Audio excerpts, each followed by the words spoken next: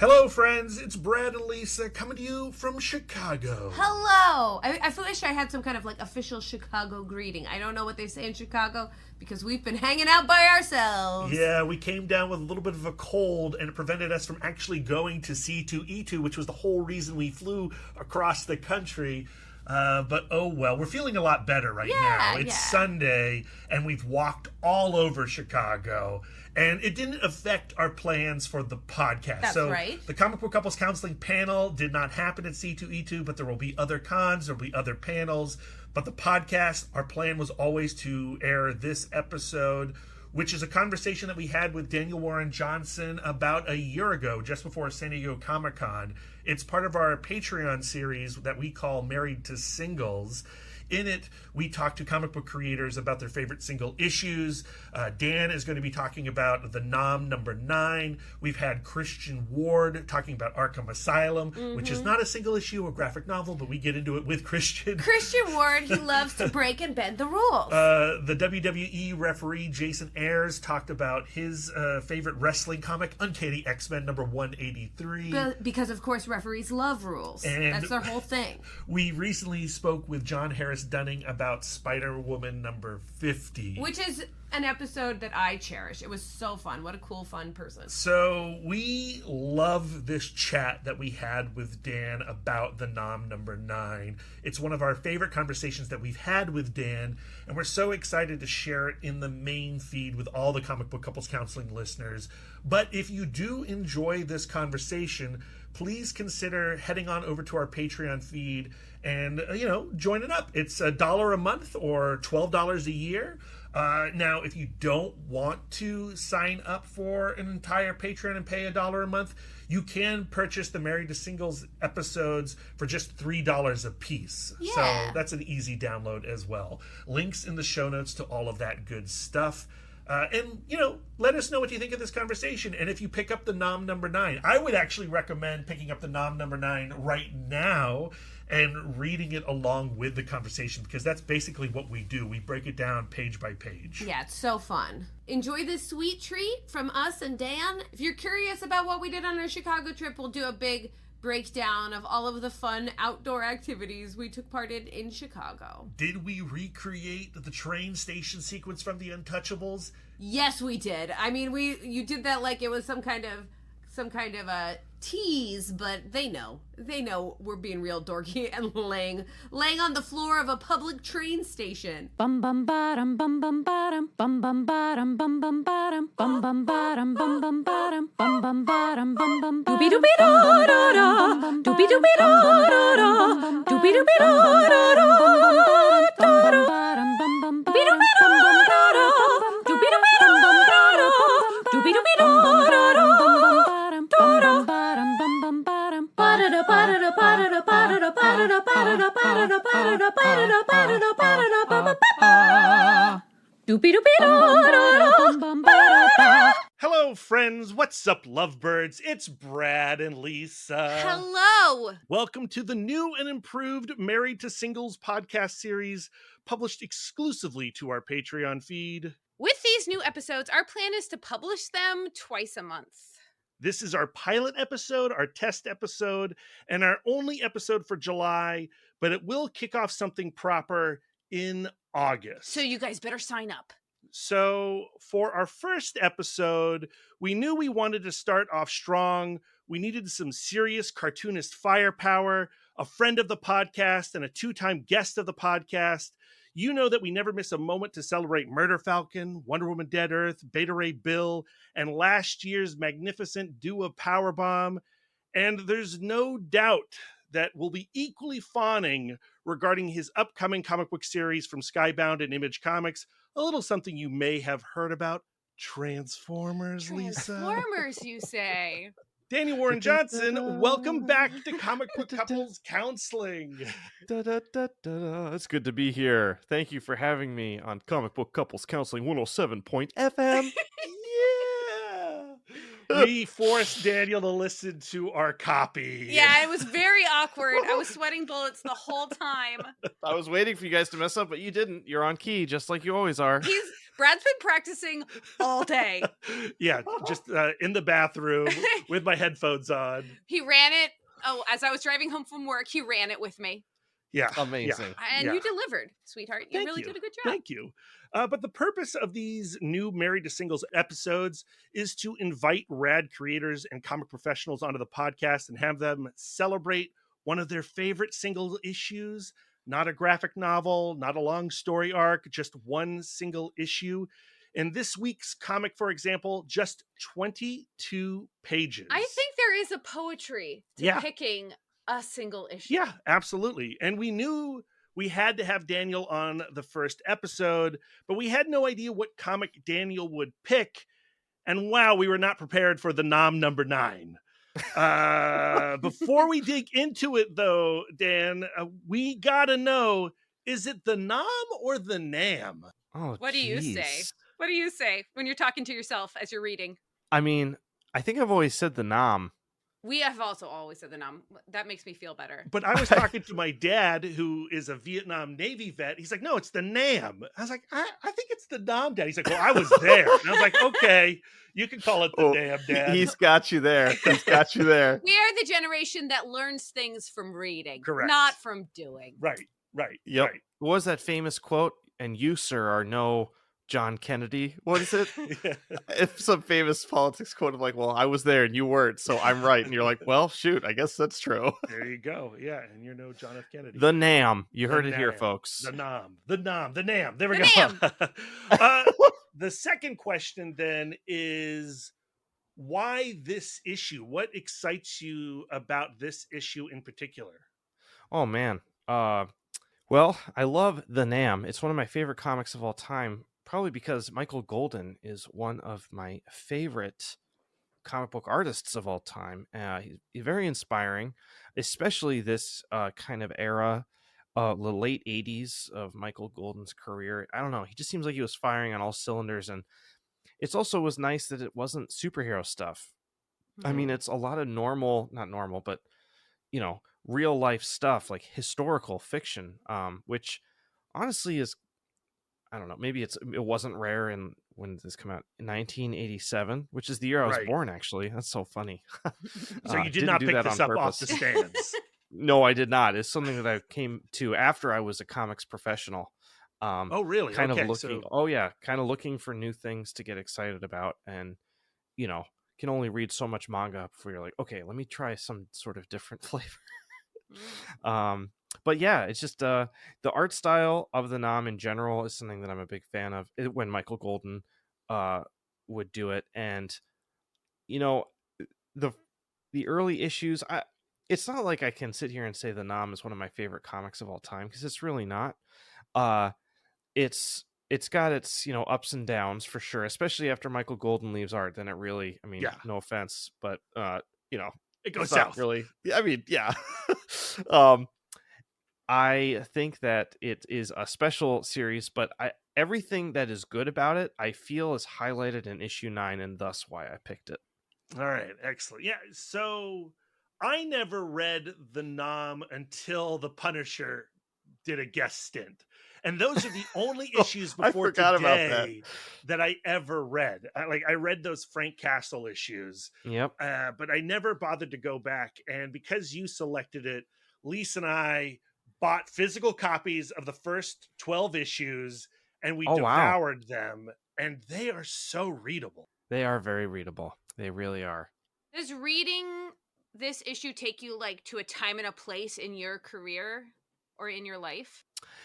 You know what? I don't think so, because, I've read them pretty late. I mean, I think I read this maybe 3 or 4 years ago. It's recent. I had read the first 2 issues for some reason a long time ago, and I loved them. But then for whatever reason, I just never kept going. And the reprints have those recolored pieces of crap that just make me crazy. They're just terribly done. So I wanted to really experience it for real with the single issues, but that meant going on eBay or going hunting. And then finally, at one C2E2 after I had a spare moment. I went, diving into the bins and got like 12 issues and devoured them. And out of all of them, issue 9 was the one that I loved the most, even though they're all special in their own way. And in the first 2 or 3 issues, like Michael Golden is like really trying to show that he's got the juice to make it happen. And not to say it's not all amazing, but like, he was trying extra hard when he started this series for sure. Yeah, and he, I think, does the colors of the first issue also. I think you're right, dude. Yeah. I think you're right. If you look at the first issue, it is amazing. I mean, it's god tier cartooning. And that's the thing. It's cartooning in a nutshell, and it's done so well. And Michael Golden's storytelling is also amazing, and also he makes a lot of choices that I would never choose, especially in issue 9. The shot choices, how it's done, it's like such a contrast from how I would approach something. So it's actually kind of refreshing to see, for instance, like so many square panels used, which is like all over the nom. It's like square panel, square panel, square panel. I'm like, oh my god, how are you doing this? I need my widescreen. I love the place that the NAM is coming from. This idea of educating young people about what their fathers went through or what their very much older brothers went through. To me, it being kind of like cleaned up slightly, but geared towards children with the idea of like, okay, now here's the truth. Subtext being, because this generation is not going to tell you about it because they were all traumatized. Right. Sure. It's interesting because it's written by Doug Murray and edited by Larry Hama at the midway point of Larry Hama's like G.I. Joe run. And both of those guys were Vietnam vets. They were both Army vets. It has a sense of authenticity, and it certainly has a sense of like you're saying, Lisa, It's like I want to earnestness. teach. Yeah, It's earnestness. an earnestness Yeah, that very I think earnest. comes through. I think in the square panels, I like where it like the square panel saying like this is how it was. It's not glamorized. It's not widescreen. Yeah. It's not. There's not this sense of sensationalization from it. 100%. You're totally right, and I think that's this issue 9 I feel is the saddest issue of the however many that Michael kind of tackled. I think he did 12 in total, but he skipped one in the middle. I think the 13th issue was his last one. Okay. So and Doug's last one. Yes, that's right. This one just feels like the perfect encapsulation of all those feelings that you guys were talking about. Trying to educate, trying to kind of get some of that weightiness. And it's not super bloody or anything like that, but it does feel very intense to me. Especially issue 9. So issue 9, these are the creator credits on it. We've already mentioned Doug Murray as the writer, Larry Hama as the editor, Mike Golden as the penciler, and John Beatty is the inker. Phil Felix does the letters and the colors, which I think is kind of cool. And Jim Shooter at the time was the editor-in-chief, put you in a place. 1987, cover date of August 1987, but the release date was May of 1987, 35 years ago. So I was 2 months old. Not bad. I was 3 years old. I was 8, everyone. I did pick it up off the stand, but 3 years later, I would start reading comics at the age of 10. Okay. And at some point in the 90s, like 93 and 94, 95 is when I found those Punisher Nom comics. Yep.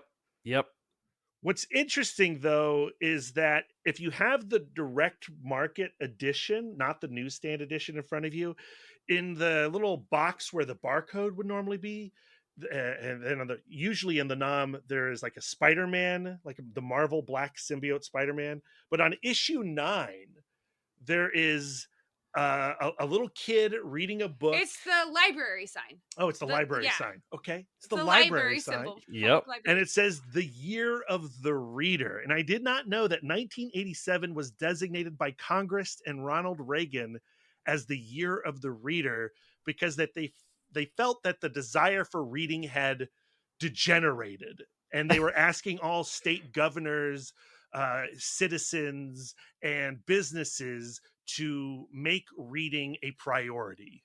Mm. And we've all been reading ever since. I just love that the nom is like, this is the year of the reader. Well, I think they're probably like, there's never not a backlash against comics because comics are the things that children will read. Like, I still work with kids and they all are telling me that that their comics don't count as books at school. Right.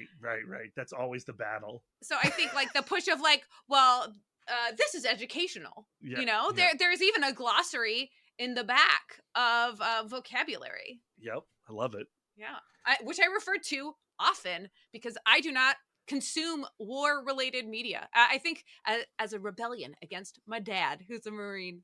Okay. Like I'm aggressively. I'm like I'll never learn what the ranks are. I'm like I just refuse. I appreciate that, and it's so cool that they do include that in the back. I wish it was in the front, like in the first opening page instead of the M&M's ad, but it's okay. It's all right. I'll let it slide. I love in the very first issue, they're like, this wasn't exactly what it is like. For example, they didn't say poop. And I got, then the little 8-year-old boy in me was like, tee-hee. Yep, exactly. Yeah, so it is kind of, like you said, a little sanitized, a little made for market. But like you said, the earnestness shines through. So I pulled out some little bits of trivia about 1987. I thought we could go over them before we dug into the comic, just to put us in like a mindset, a time and a place. Okay. Can I say one that I know off the top of my head? Absolutely. I'm pretty sure in March '87, The Joshua Tree came out by U2, which is one of my favorite records. You know what? I didn't look up the albums. That is a great album.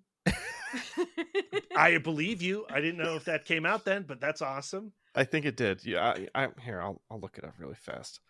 Joshua Tree release date. I don't want to lie to your many listeners here.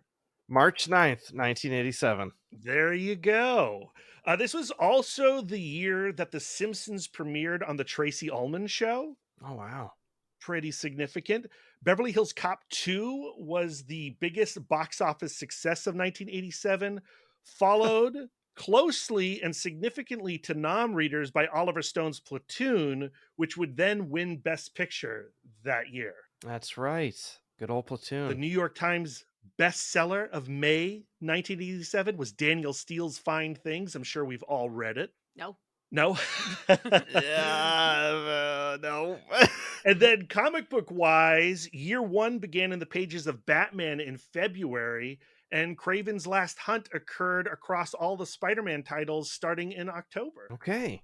I have an important album that came out in 1987. I let's hear it. The Monkees album, Pool It, for their 80s comeback, thanks to MTV success. Okay. All right. How much do you think a gallon of gas was? $2? 95 cents. Oh my It gosh. was $2 when I started driving. A dozen eggs cost 78 cents. The cost of a gallon of milk was $2.28. And the average cost of a home was a little over $127,000. Times have changed. Times have changed. Oh, also, season 1 of Next Generation came out in September. Ooh, significant. Yes. Yeah, big stuff. Big stuff, yeah. But it will not get good until 1991. That's I mean, I like some of season 2. Lisa and I have tried to watch Next Generation together from the beginning multiple times. I have no patience for it. Lisa cannot get through the first 2 seasons. So I curated like the best episodes from season 1 and 2. And that's how Which we are got still through not great. Next Gen. I'm No. fully DS9. That is my trek. Fair. I am the same And way. season 1 but of Discovery only. And season 1 of we're getting off track, but season 1 of DS9 is no picnic either. No. I mean, it takes some hustling to get through that season. Woof. Yeah, that's true. And like I feel like in the case of both of those shows, once you've fallen in love with all the characters and then you go back and watch those early seasons, then they're fun. Yep. That's a lot of time. I've also watched a lot of interviews and read a lot of stuff about the creation of Deep Space Nine and how much everybody was learning on their feet. I mean, it was intense. there is a great book that Mark Altman wrote, which was like an oral history. It was 2 parts. It's like the first 50 years of Star Trek. So like the first book is all about the original series cast and the movies that they did, and then the second book starts in 87 with Next Gen, and then goes through the first round of Next Gen movies, and that is addictive reading. Awesome. Shoot. Oh man. But you know what? That has nothing to do with the Nom. Although there are probably several Nom related like episodes of Next Generation because they like to teach as well. Totally. That's true. So getting into issue 9, our core cast of characters are Ed Marks, Mike, Jerry, Rob, Sergeant Polkow, Sergeant Polkow, and poor Thomas. If you go to the first page, you have Rob and Ed reading the Stars and Stripes newspaper. It's October 1966. And one of the cool things about the Nom is that every issue represents a month in time. Yep. So the first issue is when Ed arrives in country, and issue 9 is 9 months later. Mm-hmm. Super cool. So cool. I would love more comics to play with time that way. I agree. I mean, it's not something that's done very often, but I love the attention to detail in that way, and also kind of shows the creator's dedication to the subject matter. I feel, it just feels like it's that much more serious when, each issue is 1 month in the war. It just feels special. And then for Ed's case, it becomes like this countdown clock too, until he can get out of country. Yep. Going short. And Mike, when we meet Mike in this issue, he's almost done with his tour. He's so close to being out of here. I think the title of this issue is so important. The title of this issue is Pride Goeth, which, like, of course, I go into this issue, la, la, la, not thinking about it too hard. But then once I've completed the issue, that title just gets me in my gut. I also think it's funny on page 1. Basically, I feel like this story is about Mike, but he is basically hidden underneath like the sandbags and like the shade or the shades of the building he's lying in front of. It's he's like, so I've read it twice. I have 2 versions of this one. I have the Nom magazine edition, which is all black and white. Yep. And the art is a tiny bit bigger.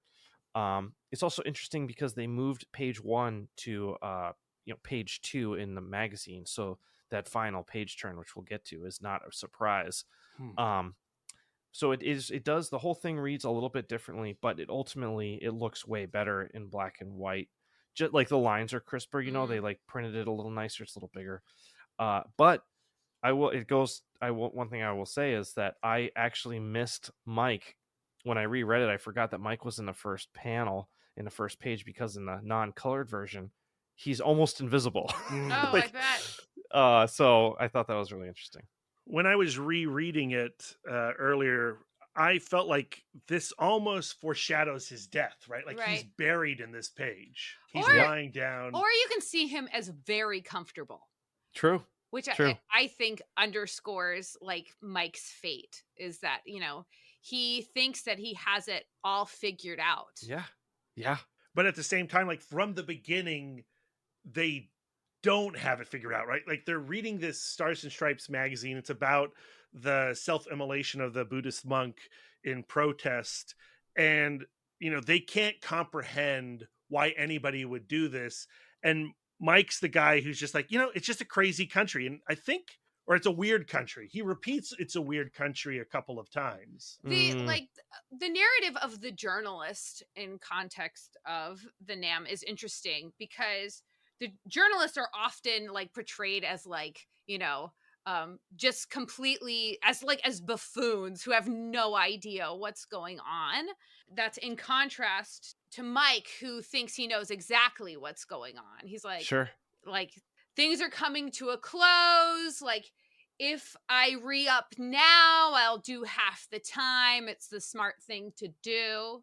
To me, this entire issue is about the second you think something is going on during war, that is when the war is going to catch up to you. Like how important it is to stay scared. That's a wise That's a wise reading of it. I didn't even think about it that deeply. It feels like so almost like shutter stop, like open on a scene, close on a scene, open on a scene. It feels like a very day in the life kind of, because there is so much not of us not knowing what's happening. I mean, even if you look at the dialogue, it's very sparse. And nobody really knows what's going on. Like everybody is like kind of guessing throughout the whole issue, Right. And so it just feels like it's kind of intentionally keeping us as readers on our toes, which is also really fun. From the beginning of this series, Mike is like one of the safe people. He becomes like like this guardian for Ed. Like, oh, Ed, don't you worry about it. I'm going to take you under my wing. And because I am so wise and I have been here so long, I'm going to tell you exactly how to stay safe. Right. And this is a turning point for Ed's character, because this is the turning point where he goes like, oh, in actuality, no one is actually safe. You can't outsmart what's happening. And no one knows what's going on. Right. Right. Right. But in the same way, even amidst that context, he is way more confident. Like, I feel like he's the most confident in this issue than he is in all the others. Ed? Yeah. It feels like Ed is kind of like coming into his own, like when he's in the helicopter and he's like, I just got to deal with this height fear. Yeah. I mean, he just seems like he's really grown, and this feels like a little bit of a period on that like statement of like Mike is now kind of fully in. He's not green anymore. Yeah. There is one point after that moment where he like wants to face his fear in the helicopter. He actually gets slowed down by Mike going like, hey, watch yourself. You're being a little bit too John Wayne. He's standing up a little too tall. Yeah. He's ready to go, like guns blazing. Like, I think you're right. I think that Ed is really coming into himself in one way, but also is due for a humbling in another way. Agreed. I think it's interesting on the third page where Mike says that he wants to extend his tour, and Ed cannot fathom that. And Ed's shock at like, why would you want to do this? Feels like Ed is splitting away from just agreeing with everything Mike is saying and becoming a little bit more of his own person in country. Yep. That's a good point. And I also like, we have a pretty standard, not super dynamic, opening splash page. Then mostly square panels, one widescreen panel, which is really well drawn on page 2, panel 3, where Ed's like got his like feet curled up around that like stairwell, and then we open it up wide to like show this just incredibly drawn choppers about to take off scene. It's like so good. They're just drawn so perfectly, and I just got to shout out Golden here. Like, he is an incredible draftsman. Yeah, and then when you turn the page and they're in the air, I mean, it's the most cinematic thing. Like, suddenly I am in Apocalypse Now, or I am in Platoon. It's so perfect. I would never draw. I appreciate this, like, but there's like on the bottom left side, there's like part of a helicopter drawn. Yes. And it's just not enough for me, so it really bugs me. Like, it's like not drawn enough. It's such a cool drawing, but it just makes me crazy. It's like the camera is that helicopter's propellers. Yeah. It's, what's really cool is like, I'm looking at this and I would never compose a page like this. It's just not really my style, but it does everything that it needs to do, and I love it. And one of the reasons that I love it is that I would never make a page like this. It's awesome. I'm not sure what it is that I'm like, there's something about it that like I love it, but I would just never draw like this. I don't know how to explain it. I wonder if it's from a photo reference from a like old black and white image. Maybe. There's only so much you can pull sometimes. Yeah. And if it was drawn in like more of a literal way, perhaps. I don't know. Well, there was no Google Images back then, so yeah, that's a fact. How did anybody do anything? Massive morgue files. Have you guys ever looked at any of Michael Golden's G.I. Joe stuff? No. I mean, I like G.I. Joe was the comic that got me into comics. Sure. And I was obsessed with it, but I have not gone back and looked at it. I will tell you now that having read these issues of the Nam, I feel compelled to read every issue of G.I. Joe. One thing that Michael Golden is really good at in G.I. Joe is vehicles. Like it's really cool because the way that he draws them, you can tell he's not like you can tell he's like he's being very specific in how he's drawing them so that they're very on model, but they're still coming from a freehand way or in a freehand style. Like he's like he's got his reference next to him, and then he's riffing with that reference on the actual board. He's if that makes sense. Yeah, I mean, if you look at the choppers in that big widescreen moment on page 6, I mean, there aren't like a ton of lines. I mean, it's very basic shapes. Yeah. Did you play with Joes growing up? I did not. I was I was born in 87, so It was kind of over. Yeah. it was kind of over. Yeah. And so was Transformers kind of, but I was watching the reruns, so I caught it. Like my brother is 4 years older because like Brad was a big Joe guy. I have all the Joes. He has all of the G.I. Joes. And the vehicles? No, not all the vehicles. I did have a lot of them though. But Did you have the aircraft carrier? No, I was just going to say that. I was going to admit that I never got it. I begged Santa for it. I begged.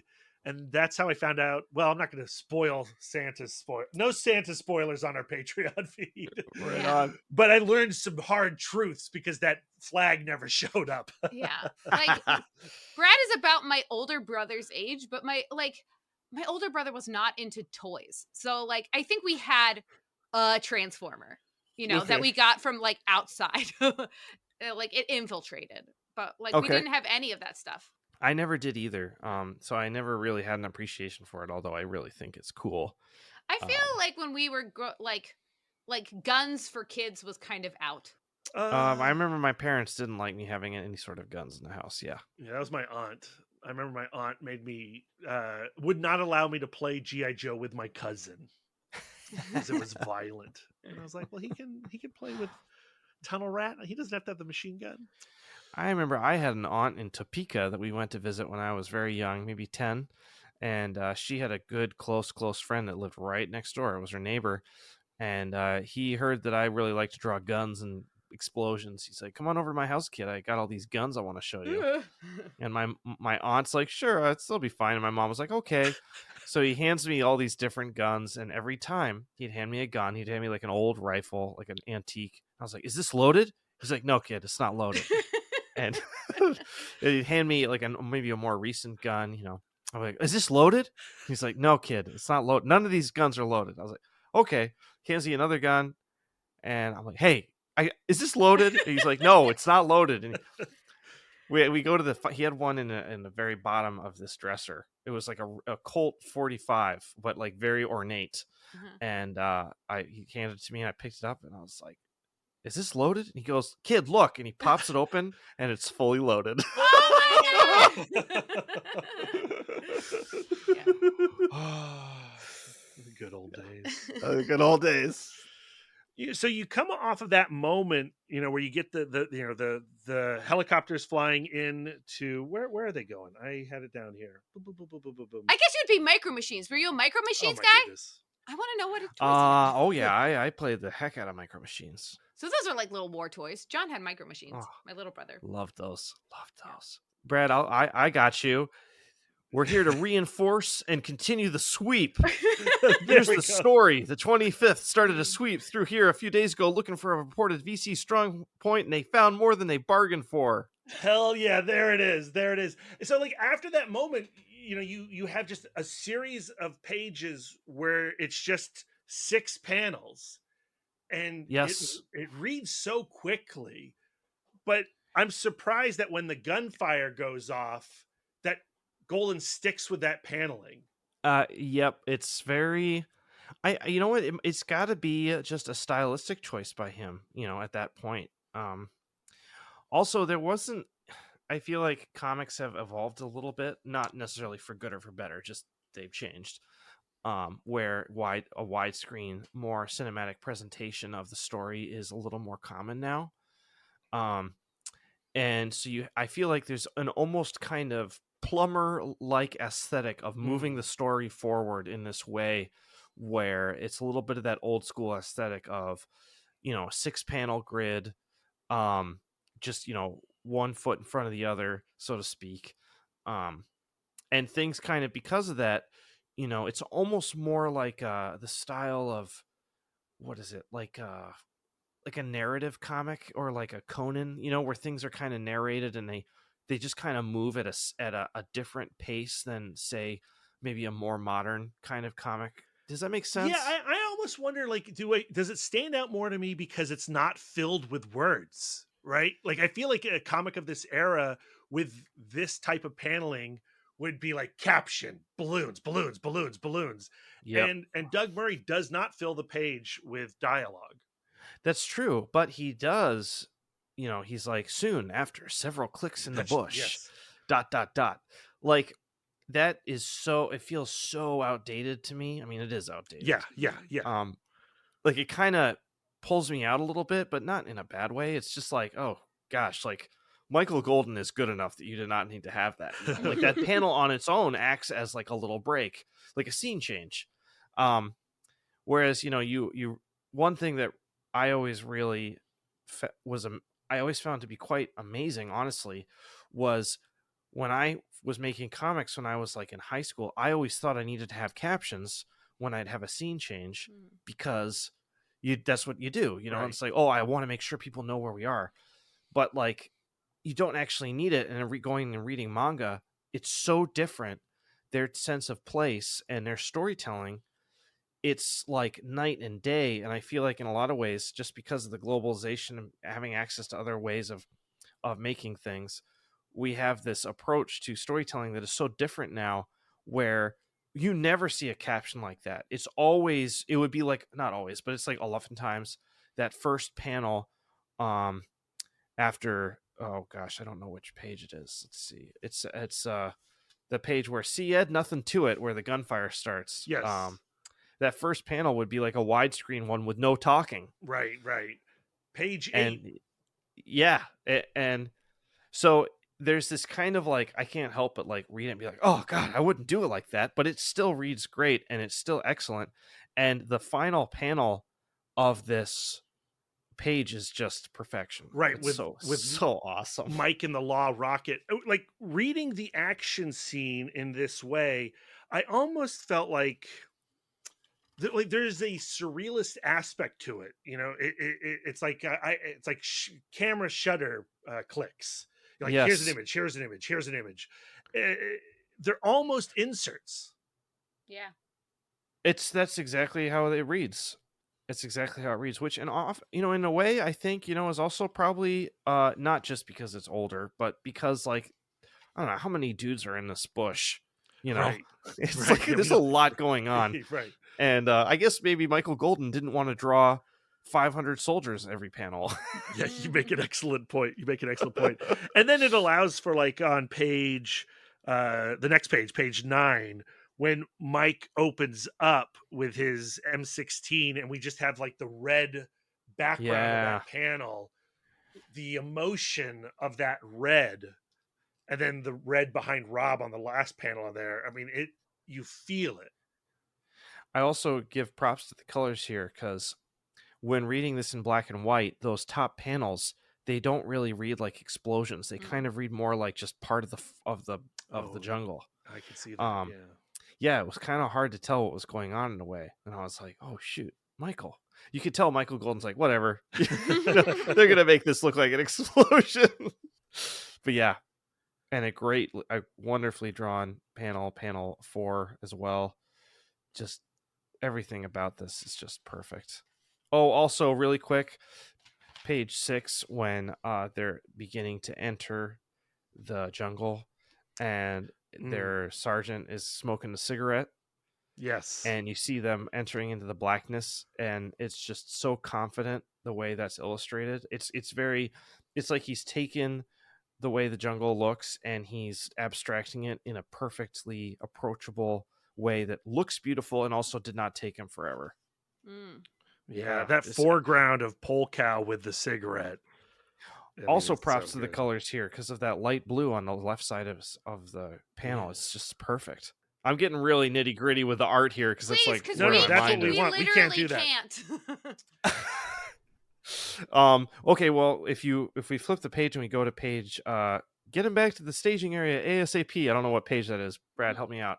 Page 10. Page 10. Page everybody. 10. Page 10, panel 2. Another shot in black and white. Doesn't make any sense.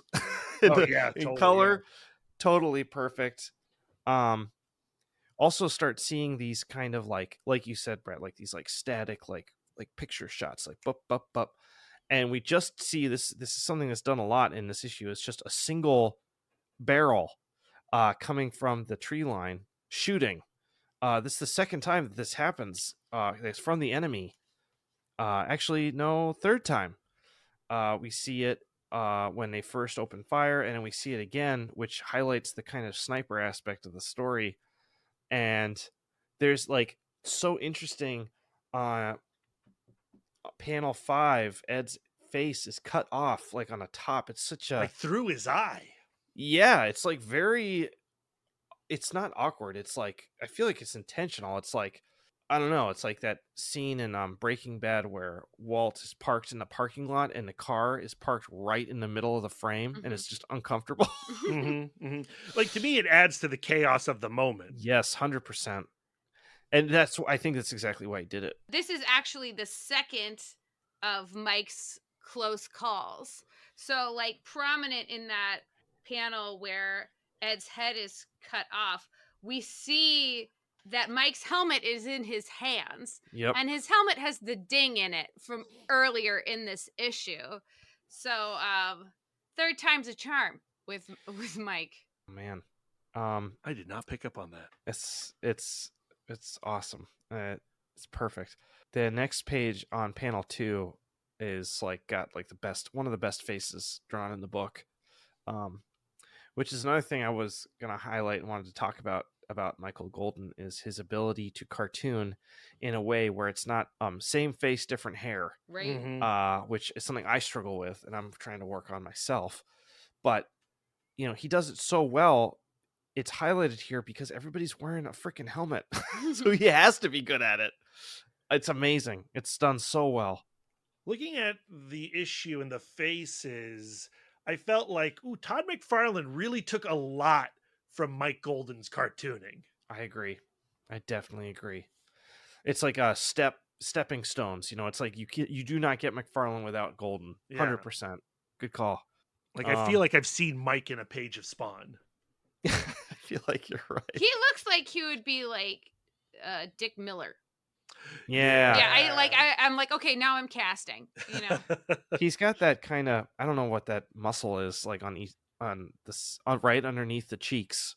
It's like really intense, dimple-ish kind of vibe. So cool. Now, the next page, I got to talk about the black and white edition. And if people are into this issue, you got to try and find the Nom magazine, issue 5. They do 2 issues in each magazine, but they're all in black and white.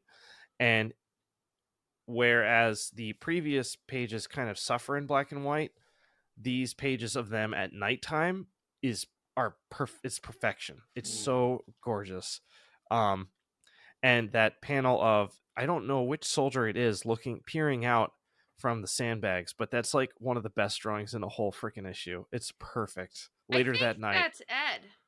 Right? Is that, you think that's Ed? Because Mike is sleeping and Ed is watching.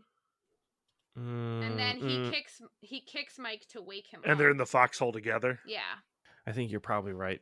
He looks so hard in that panel, though. Like Ed has never looked that hard. That's kind of why I said like that soldier, because it looks so different than Mike, But maybe that just shows the growth of his character, But then, like, if you look over the right, or I guess his left of his shoulder, is that Mike in the foxhole with that little like towel over his head?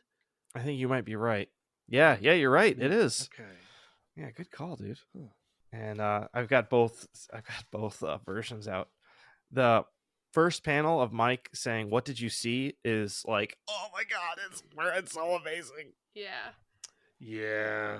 I mean, yeah, again, like all the texture and I mean all these panels, but now I'm like keyed in on that towel that he has over his shoulder and the way it's crossed over the butt of his gun.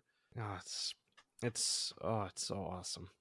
And then another thing that I would never do, just like he did just like Golden did with the helicopter, he shows like barely any of the gun. Mm-hmm. Just enough. Like I Yep. would put so much more of the gun in that panel.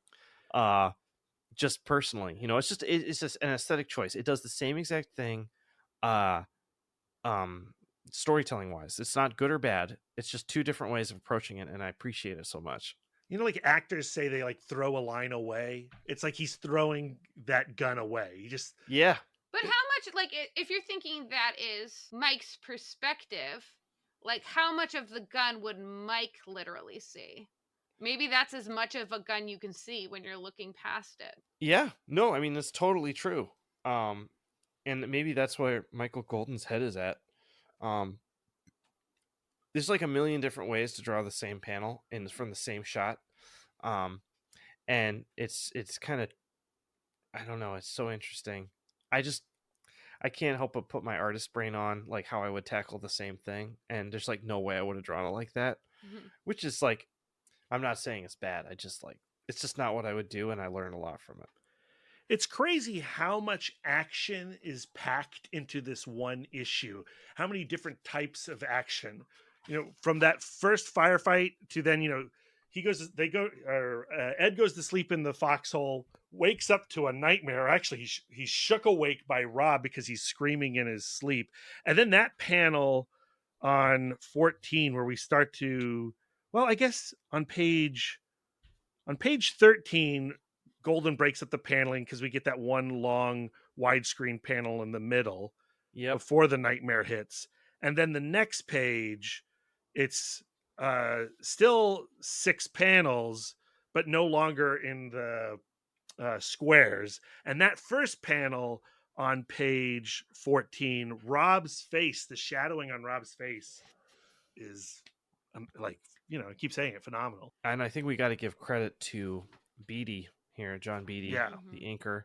I don't know how much of that was in the original pencils. I would have loved to see what these pencils look like. There seems to be a lot of personality in these inks in a way that I feel adds a lot to Mike's lines. I've seen some of Mike's pencils before, and they're very, very tight. So it's one of those, I wish I could see it, but I don't. I guess it's impossible. Maybe someday. But yeah, because I know a lot of Marvel people. I remember, I think Marvel would make make the artists take photocopies of their pencils before they would ink them. But everything here is perfect. You have the intensity of the first face in panel 1. Then you have the pulling out of that kind of like violent action of like, shaking someone awake. Then the a more chill panel where it's focused on Ed as he's kind of like coming to. Then we return to like really high contrast, high intensity with that flare. Then we have we have this like almost like a horror film, like this dark blacks with figures coming out of it, which the only figure that's really visible is that first one in the middle, and you see the little hats behind him that's in the shadow. And then we cut again to like full on action, and you can kind of see that I don't know, it's like someone is running as they're firing, trying to get to cover. It's like so gestural, and it says so much with just the way the characters move their bodies. Beautiful stuff. Is this Ed's first nightmare? In the series? In the series? I think there's one before this, and in the last issue before he goes back home, there is a splash page right before he leaves of him waking up, and it's like there's like mics mixed into the imagery, there's helicopters, there's some gory violence in it. It's this, I mean, it's this magnificent nightmare, or it's not even like it's not necessarily scary, but it is a dream. It's like he's Yeah. coming out of it, and it's his entire experience as he's waking up. Like, I'm like such like a peacenik. So whenever I read, like, I watch a war documentary or a movie, or I read a book or something, like, my takeaway is always like, so war is wrong and terrible, right? You know what I mean?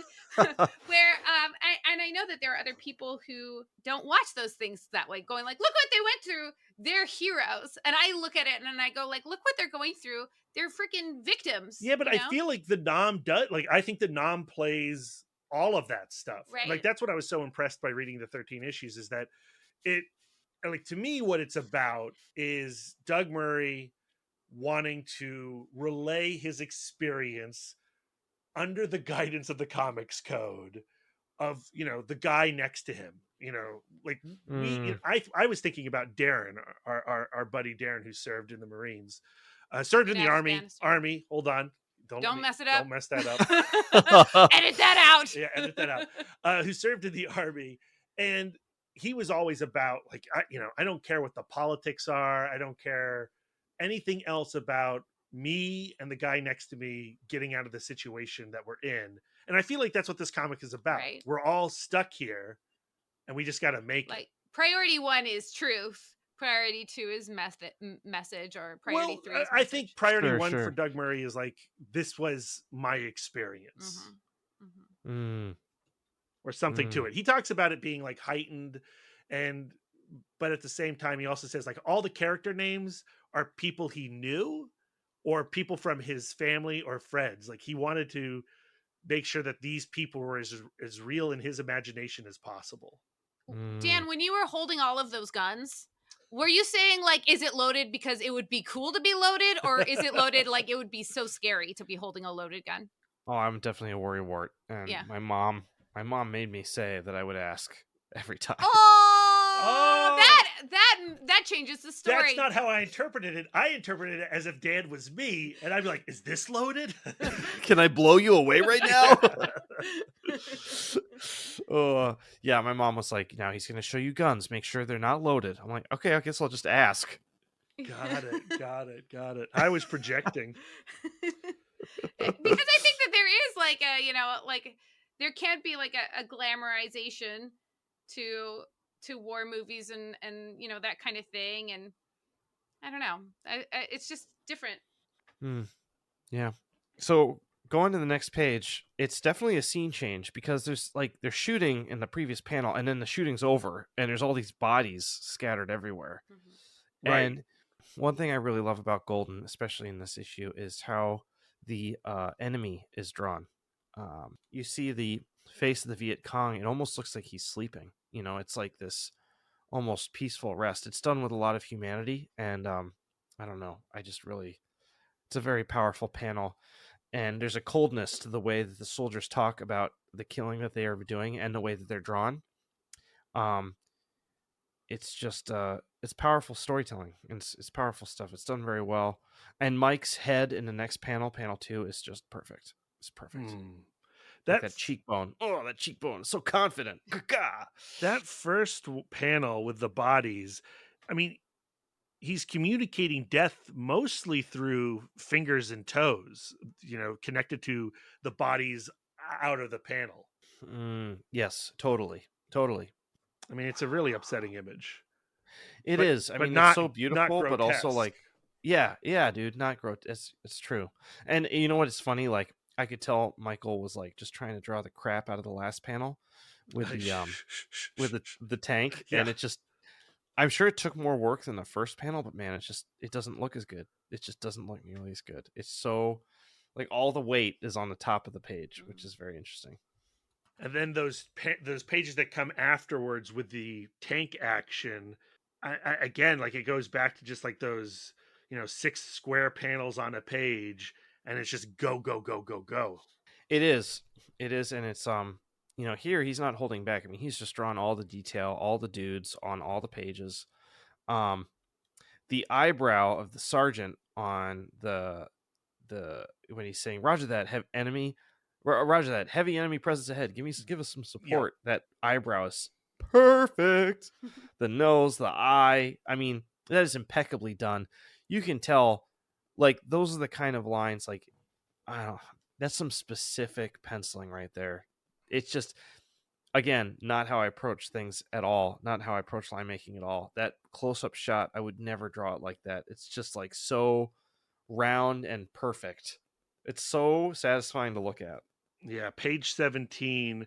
And I mean, the expressions in the panels around it with Thomas, like that fourth panel on that page where the gunfire's coming on, and he says, like, come on, Rob, get that idiot over here. The idiot being Thomas, like that simple, like, what's the expression? It's just like, good golly. Yeah, it has this kind of like Yeah, kind of buffoonish. Well, he's the radio guy, right? Yeah. So he Yes. has to be like the dweeb who are like, okay, you carry the equipment. And then moving to page 18, the panel 4 is one of my favorite panels in the book. It's so, like, moment by moment, it's almost like a candid cam kind of shot. It's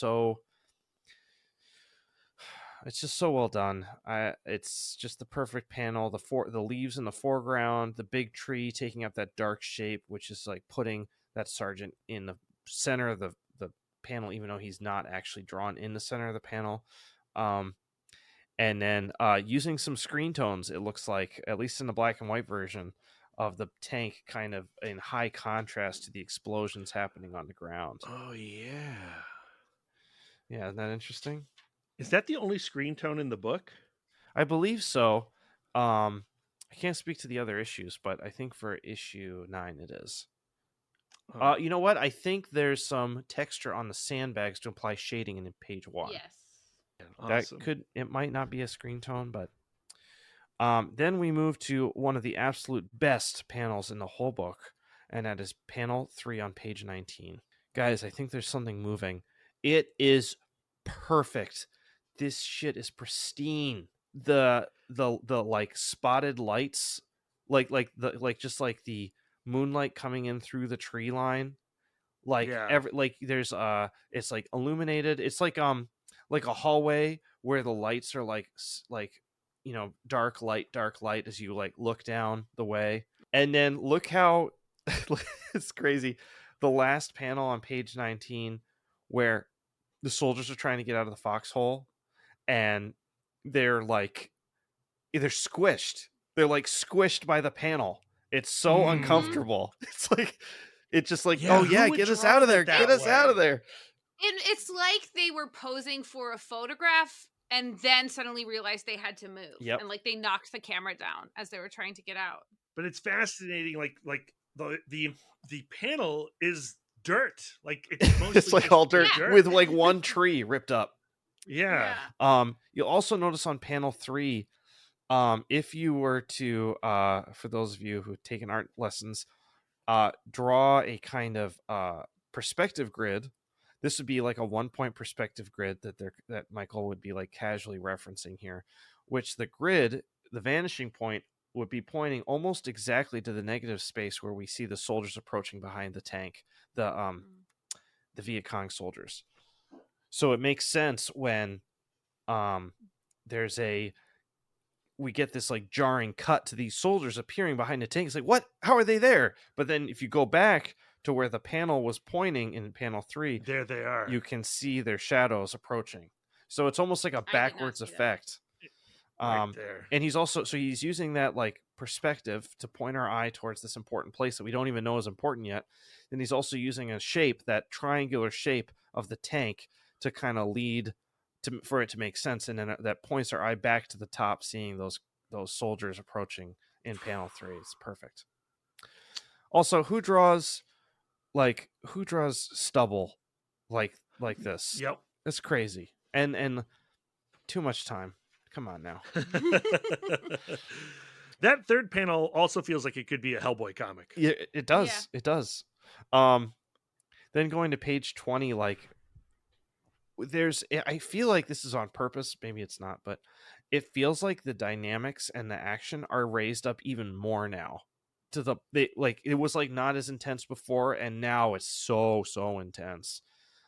With that extreme angle on the machine gun shooting in panel 3, Ed's face and like how big the barrel is in panel 4. People are getting shot now. Like people are like the bullets are flying. There's this intensity happening. There's absolute chaos leading to, in my opinion, the absolute best panel in the whole issue, and that is panel 1 of page 21. It's like absolute chaos. It's drawn beautifully. It's drawn clearly. The dynamics are at 10. The clarity is at 10. Everything is perfect. I would not change a thing about this. Oh my gosh. And the coloring is all yellow and like mustard and red. Like it's high. Yes, drama. it is. And it's also on a page turn. So it kind of opens up a little bit for older comics, where you have these like small panels, page turn, and there's an ad for the New York Comic Book Convention, June 27th to 28th at the Roosevelt Hotel. But yeah, right next to it is this amazing panel. And just incredibly done. And then one thing that confuses me, though, it's so funny that this choice in panel 2, they're reloading, and it's like, if we don't get help soon. And then in the background, the Viet Cong soldiers are getting shot. Well, there's just one Viet Cong soldier that's getting shot. And we are like maybe a little confused. And then we see the "Are you all right?" from their sergeant, and with his like smoking gun, which is so, it's like, if there's like one thing it's like kind of tough for me to digest in the storytelling style, is like, instead of like having one big battle, there's multiple big battles, and then the stopping of those battles has to be done on a dime because there's no time, there's no space. Whereas I think if these creators are so talented, if they just had some more pages, there would be more time to do these transitions in a little bit more of a way that like isn't so like feel like unnaturally screechy stop. And there's no sound effect there, like, right? You could see a version of that where, oh, well, that's confusing. Well, let's put a kapow. Like, are there sound right on effects the in the VC. other part, in the rest of the book, though? No, there's no sound No, there's no effects. sound effects. There's Yeah, none. it's interesting. I wonder if that was a stylistic choice. I feel like the panel 3, the just in time panel, is actually like 2 panels in one, because we have Mike in the background and we have Rob. That's Rob? No, that's Mike. No. Rob's in the foreground. Rob's in the foreground. Yeah. I'm saying, Mike in the background. Mike's in the background. The Viet Cong is getting shot, and then in the foreground, Rob is saying just in time.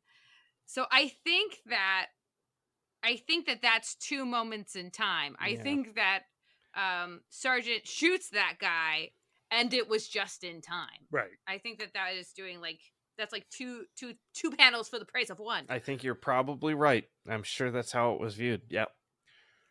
And then the coloring is also like different. Mm-hmm. Right, where Rob's coloring is like very much more present. Because the same thing happens later. Like on that last panel, they all look so relieved because the Viet Cong are leaving, but they look like they're just right freaking there. You know what I mean? Like, guys, they can hear you. No, that's the Sarge's troops have shown up. Oh, that's the Sarge's troops who have arrived to rescue them. Never mind. The cavalry. Okay. Well, that'd be hilarious. They were just right there. I don't know. Everybody's hats, when they're drawn quickly, look roughly the same. Another shot of the sergeant with the stubble. Another stubble shot. Impressive.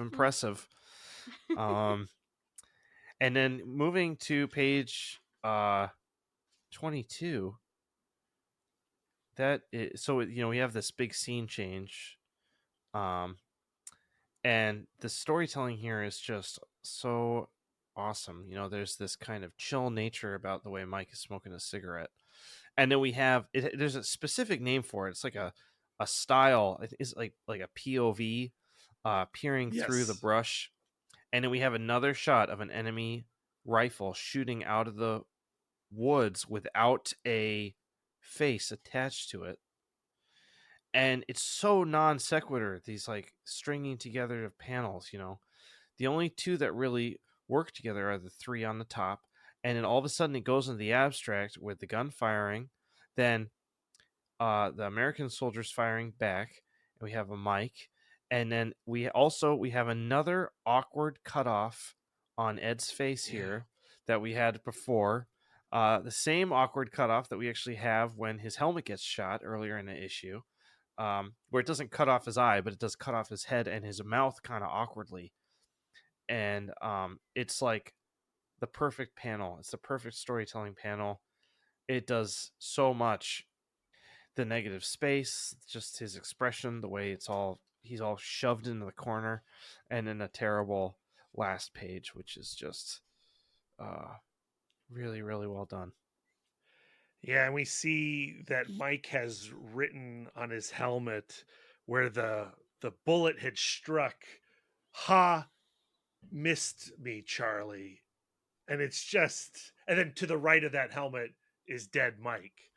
And then below that, we have the letter to his parents alerting them of their son's death. I mean, it's a devastating page. And in the physical single issue, as a page turn, to just leave you with that. Yes. So in the magazine, it's not on the page turn? No, it's an odd page, so you don't get that reveal, which, you know, you kind of, by the time you're finished reading the Mike, yeah. The last panel of 22, you kind of know what's happening, but the page turn, I feel, does a lot better job of emotionally impacting the reader than kind of knowing what happens already. Also, you know, as soon as you turn the page, you're reading panel 1 of 22, you see 23 and you're like, well, okay, I know where it's going. So there's enough abstract in the bottom of page 22 to really kind of confuse you on what might be happening in 23, and then the dawning realization can happen more naturally with the colored version, which is so interesting. Why, I wonder why they did that. It's probably just it was an afterthought, but the black and white art, I feel, is amazing, and is something to be celebrated. But yes, it's too bad that it is not the correct page turn, because it's just an incredible last shot. Bam. So good. It's interesting, on the physical copy that I have, it's so faded. Yeah. You can't see that on Rob's face there is a splatter of blood, but on the digital copy it's extremely clear. And it's, I think, some of the only blood in the entire issue. Wait, Yeah. where's the blood? On which page? On the final page with the letter and dead Mike and the helmet. On the digital copy, if you zoom in on Rob's face, it's splattered with blood. Is our physical copy still in the bedroom? No, I got it right here. I don't see it on the physical copy. Now we're looking at our physical copy. Is it not in the physical copy? It's barely there. Yeah, no, it definitely is in our physical copy. I see it now. Oh, wow. I never would have picked up on that. It's in Mike's hair also. yeah. Or not Not Mike's hair. Who is that Who's guy? that guy? I don't know who that is. Well, that's interesting. That's a It's great. not Thomas. Oh wow, great visual recognition there. Like, especially like reading the first 3 issues, they were almost like they were so faded, like I could barely see anything. Yeah, a lot of them So are like as that. we're flipping through, the physical copy makes the digital look like Beetle Bailey. It's like so bright, and it's definitely like way more muted in the physical copy. I think just because it's like printed on newsprint as well. Well, so that's the other interesting thing is, like, I think after issue 12 or issue 13, the Nom goes to a glossy print. The only the golden stuff is on newsprint. I love that smell. It smells like Grandpa's house. The other super sad thing is in the letters column, there's a woman from Northport named Stacy Gwynn, and the PS to her letter is, As for that funny GI called Mike, I sure hope he knows how to keep his tail out of the gunfire. I think he's weird. Oh no. Sorry, Stacy. Yeah, You those did not. editors are cruel. That's yeah. Oof. Woo. But it is absolutely a death that you feel. And I feel like the cover kind of gives away that Mike's time is done.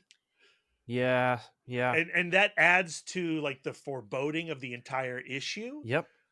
I wonder what it would be like if they didn't sort of tip their cap to that coming. It didn't like You it, didn't like, pick it up at all? I didn't pick it up at Oh my all. goodness. Like I feel well, I mean, like I go like, well, it's a war comic. I'm told to read one issue. I'm like, somebody's leaving. Mhm. Somebody is going.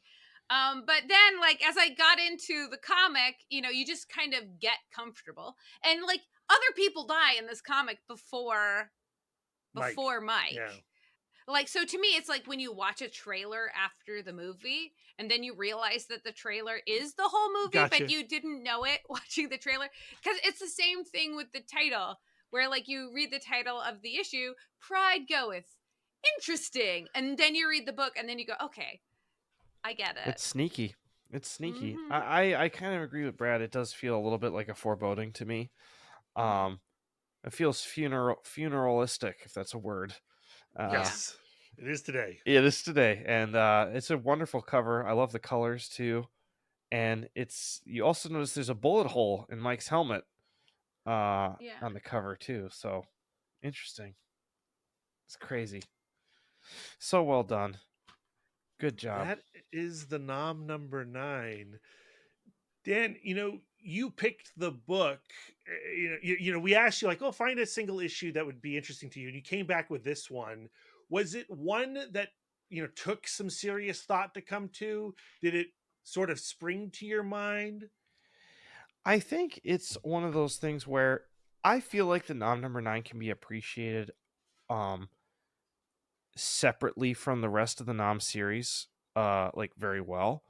I really don't think there needs to be a whole lot of context for like an appreciation. It just feels like everything that's so good about a series and about an artist that is a creator of that series and a writer is celebrated in one issue so well. That's just you don't always get the perfect comic to celebrate an entire run of something. And I feel like issue 9 does that in a way that's, it's standalone, it's approachable, it's fantastic. There's a little bit of everything, and it just sticks with you, especially that last panel. It's affecting. You said many times as we're going through these panels, like, I wouldn't do it that way. Yeah. But is there anything from this book where you're like, I'm going to steal it, and I am going to do it that way? I think I might try and do stubble like Michael Golden. Where it all looks intentionally the right direction, but not in a corny way. Yep. I also want to be more intentional when I draw stuff at nighttime, using more blacks in general. There's some really confident black spotting in this series and in this issue, and it's something that I want to get better at. I'm trying to push myself in that way, big time. And in revisiting it for this conversation, were you finding yourself discovering new things and falling deeper in love with the issue? I was actually.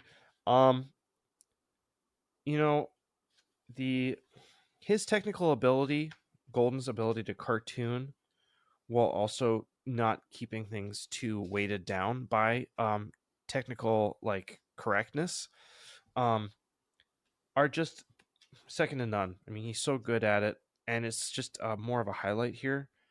I think also, he's not afraid to do the work. Like this panel, page 4, panel 1 with all the helicopters. Like, I don't know if I would ever draw that because I'm lazy. It's a bit of a call to action, to try and make things special and to really zoom out and do a kind of shot that I'm not used to doing. And you could tell he was hungry. Golden wanted to show the world what he could do, and it's exciting to see. And I also want to draw more panels like that. I don't know. I need to get better at drawing. That's what I take away from this. It's so good. Everything about it. Yeah, my big takeaway is that I need more Michael Golden in my life. I always hear how, artists refer to him as like an artist, and I've encountered his work here and there, but I've never really like sat down and devoured it. Sure. And having just gulped down these issues of the Nom, I mean, it's like time to get into Micronauts, Yeah. It's time to get back into G.I. Joe. Or Time also, to find his Batman stuff. I mean, his Batman, his what is it, Detective Comics? Yeah. He has some Detective Comics covers that I bought just for the cover, and I never buy comics just for the cover. I mean, it's that good. It feels like a revelation, and it's the type of thing that what I love is when you ask people like, okay, find me a single issue that you're excited about. It becomes like this gateway to so many other comics that we can now discover. 100%. Lisa, any takeaways for you? I'm really glad I read. I read up to issue 9, and I will finish through issue 12. This is not a genre I've mentioned many times. This is not a genre I am drawn towards. Okay. But I always find so much humanity in it, and I feel like this book really does the work of, capturing the vulnerability of these soldiers, as well as, how tough they had to be. Yeah. And I think in a lot of ways, at least this issue is very anti-war. That's how it reads to me. Oh yeah, totally. And it's heartbreaking, almost in a kind of not nearly as horrific, but like kind of like in that Johnny got his gun kind of vibe, like books against war. I feel like it fits into that category. Yeah, I think so too, which makes the rest of the Nom so fascinating to me, because I know that when this creative team leaves and eventually Frank Castle will show up in the Nom, but like there are issues with Captain America, there are issues with Iron Man on the cover. I'm morbidly curious to see where the Nom goes after this, and I feel like when we head to San Diego Comic-Con, I'm going to be looking at the back issue boxes for some cheap Nom comics. Right on, dude. I'm glad I could open your guys' eyes. On that note, Dan, you've got a lot going on. It's Comic-Con week as we're talking right now. We're weeks out from it, but as you're listening to this episode, it is Comic-Con week, which is always an exciting but kind of stressful time. And you've got Transformers out there in the world. Finally, people know about it. There's so much excitement for it. I saw your line at Heroes Con. It was insane. That's crazy. Are you ready for Comic-Con? No.